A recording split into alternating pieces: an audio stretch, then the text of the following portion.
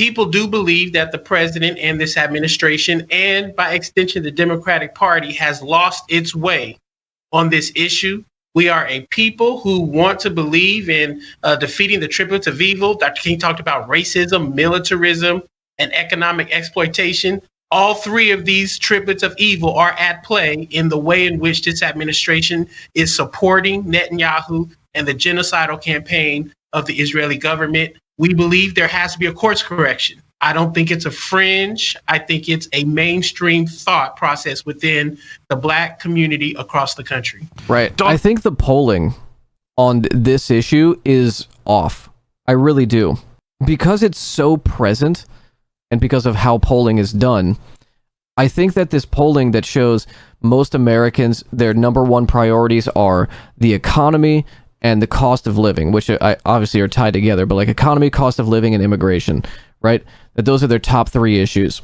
I don't think that that is a good read of where the American people are. Yes, the number one issues in their lives are those things, but the thing that they are concerned the most about when they think about Joe Biden is probably the genocide that is creating political instability, that is a failure of policy, that it denotes a lack of care for what the American people's desires are. I'm going to avoid screaming a silent scream. I mean, we are kind of an echo chamber in the sense that we all share a, deep desire for emancipation, whether it is from capitalism, whether it's from colonialism, occupation by reactionary police in your neighborhoods. We are in a bit of an echo chamber, so the things that we care about are not necessarily going to be the things that the broader majority of Americans care about.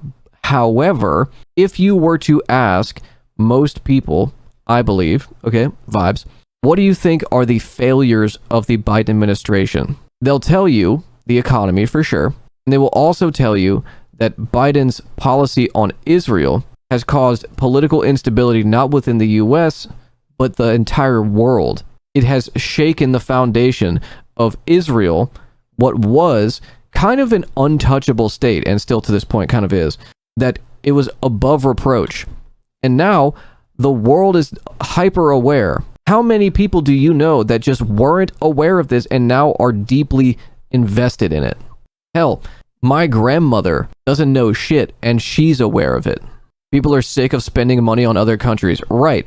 And while aid packages to other countries are important and we should be, investing in people being able to like develop their own countries, whether it's like economic packages or like infrastructure spending packages so that we could open up trade routes with certain countries and like have trade agreements. That's all well and good. That's fine.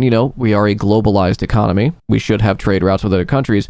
When you are giving military aid to other countries, whether it's Israel, Taiwan, Ukraine, and people can't afford healthcare, that pisses them the fuck off. When someone says the economy is the most important thing to them, there is behind that many different aspects.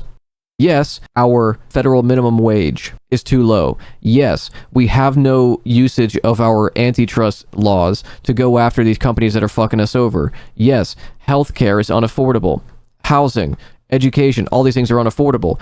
And within that conversation, a deeper conversation, you will arrive at every single American saying, I am mad because we are spending so much money defending Ukraine, justifiable, and giving money to Israel and Taiwan. Why are we giving money to Israel and Taiwan? Taiwan is part of China. China's not a threat to us. And Israel is killing babies. To just say that people's number one issue is the economy and leave it at that is not good reporting on the ennui that Americans have.